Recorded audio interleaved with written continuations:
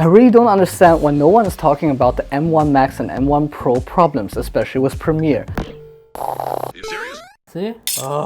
This is like literally for our team the worst investment this year. First big problem, we cannot even export. What? Why the James? Can you explain?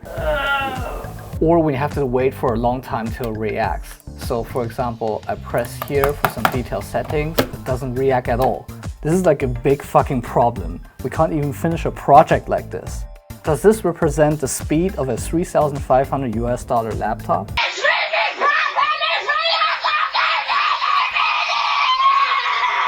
I wonder, does Adobe and Apple test these vital stats before putting it onto the market? This is so stupid. And I know a lot of Apple fanboys will now say, oh, why don't I just use Final? Because that's the correct editing software that is compatible to M1. Let's open up a classic project which involves clips, shots on different cameras. While playing back, we often like to zoom in and zoom out to check thoroughly on the audio waveform, to then select the exact parts that we want.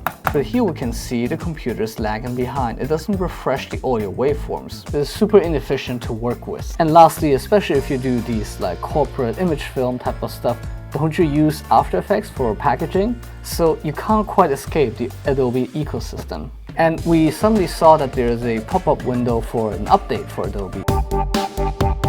So we were really eager to quickly update all our Adobe Premiere versions, but then more issues came along.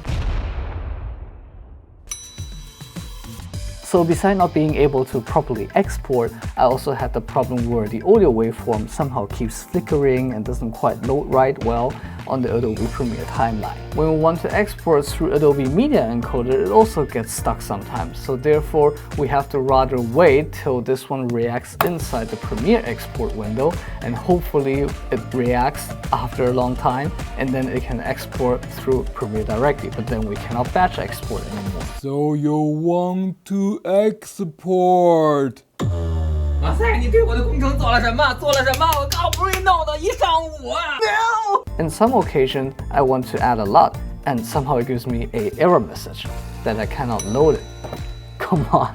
Some apps, for example Google Chrome, still has some weird characters issues. Even going into the settings, I don't know how to navigate through this.